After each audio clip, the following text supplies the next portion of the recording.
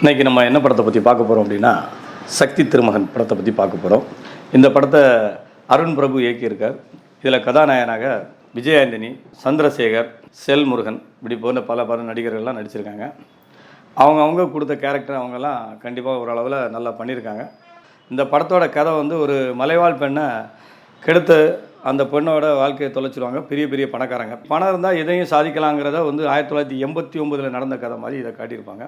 சந்திரசேகர் அப்படிங்கிற ஒரு கேரக்டர் பெரியாரிசத்தை பற்றி அந்த பையனை எடுத்து வளர்க்குறதுல பெரியாரோட கொள்கைகளை பற்றி சொல்லிக் கொடுத்து எப்படிலாம் வாழணும், எப்படிலாம் இருக்கணும் அப்படிங்கிற ஒரு விஷயத்தை கைப்பிடிச்சி தூக்கி கூட்டிகிட்டு போயிருப்பார். ஆனால் இந்த கதையில் அப்படி ஒரு மலைவாழ் பெண்ணை காட்டி தான் அந்த இடத்துக்குள்ளே அப்படி கொண்டு வரணுங்கிறதெல்லாம் கிடையாது. ஆனால் இவங்க அப்படிலாம் அந்த கதைக்கு கொண்டு வந்திருப்பாங்க. அந்த கதைக்கு சில விஷயங்கள் தேவை இருக்கும், தேவையில்லாமல் இருக்கும். தேவையில்லாத மாதிரி ஒரு கதையை உருவாக்கி வச்சுருக்காங்க. ஆனால் அது தொடர்ச்சியாக இருக்கும். முன்னே இழுத்து அழகாக போயிட்டுருக்கு கதை. ஆனால் பார்க்கலாம், இன்ட்ரோல் பிளாக் வர அந்த கதை விறுவிறுப்பாக போயிட்டுருக்கும். இவர் கொள்ளையடிக்கிற பணத்தெல்லாம் என்ன பண்ணுவார், எளிய மக்களுக்கெல்லாம் நல்லா சப்போர்ட் பண்ணி கொடுப்பாரு. இவரோட வேலை என்ன அப்படின்னா, இவர் ஒரு மீடியேட்டர், எங்கள் தலைமைச் செயலகத்தில் மீடியேட்டராக இருப்பார். மீடியேட்டராக பெரிய போலீஸ் அதிகாரிகள் எல்லா டிபார்ட்மெண்ட்டுக்கும் இவர் ஒரு புரோக்கரிசம் பண்ணுவார். அவங்க வாங்குகிற பைசாக்கு எனக்கு இத்தனை % கமிஷன் தந்தரணும் அப்படிங்கிற ஒரு கேரக்டர் பண்ணியிருப்பார். இவரோட ஆப்போசிட் வில்லன் கேரக்டர் எப்படின்னா, அவங்க பெரிய அரசியல்வாதிகளுக்கெல்லாம் அதே மாதிரி பின்புலத்திலேருந்து பண்ணி கொடுத்துட்ருக்கிறவர். அவர் பெரிய மல்டி மில்லியனர், அவ்வளோ பெரிய கம்பெனிக்காரங்களுக்கும் பண்ணி கொடுத்துட்ருக்கவங்க.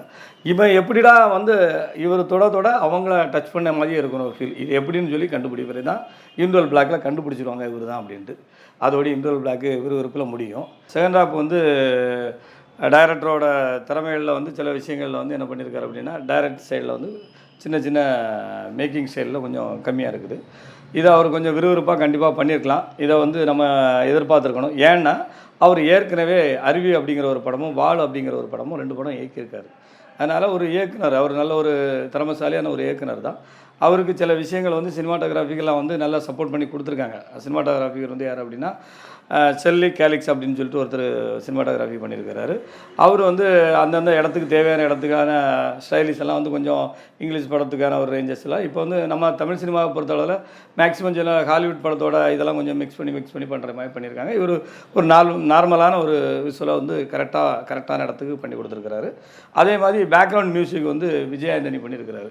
அவர் தான் ஹீரோவும் பண்ணியிருக்காரு, பேக்ரவுண்டு மியூசிக்கும் அவர் தான் பண்ணியிருக்கிறாரு. எல்லா விஷயங்களுமே அவர் தான் பண்ணியிருக்கிறாரு. இந்த டைரக்டர் செகண்ட் ஹாப்பில் என்ன பண்ணியிருக்கிறார் அப்படின்னா, ஹீரோ போலீஸாராக பிடிச்சி எல்லாம் அரெஸ்ட் பண்ணி வச்சுருவாங்க. ஹீரோக்கிட்ட கிட்டத்தட்ட லட்சக்கணக்கான பணங்கள் இருக்கும். இந்த பணத்தை அவ்வளவும் எப்படி எடுக்கலாம் அப்படின்னு சொல்லிட்டு எதிர் டீம் போலீஸை கொண்டு வச்சு இந்த பணத்தை எடுக்கிறதுக்கான ட்ரை பண்ணுவாங்க.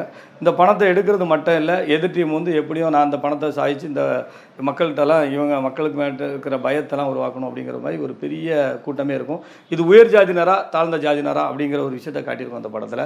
இதில் அவருக்கு கிடைக்கிற பதவியை எப்படியாவது நம்ம விட்டு விடக்கூடாதுன்னு சொல்லிட்டு விஜய் ஆண்டனி என்ன பண்ணுவார், அதுக்கான இவர்கிட்ட பணம் பெற்று உதவி பெற்ற மாணவர்களை வச்சு அந்த படத்தை பிளாக் பண்ண போவார்.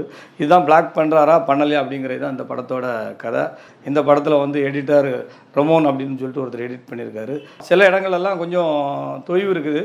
தொய்வு மீன்ஸ் என்னென்னா, நமக்கு போர் அடிக்கிற மாதிரியே இருக்கும். அந்த விஷயங்கள்லாம் கொஞ்சம் கட் பண்ணி கொடுத்துருந்தாங்கன்னா செகண்ட் ஹாப்பில் என்ன செய்யிருக்கோன்னா கொஞ்சம் விறுவிறுப்பாக இருந்திருக்கும். இந்த படம் நாங்கள் பார்த்த அளவில் ஒரு நேரம் பார்த்து மக்கள் ரசிக்கலாம். கண்டிப்பாக நீங்கள் எல்லோரும் பாருங்கள். கண்டிப்பாக வணக்கம்.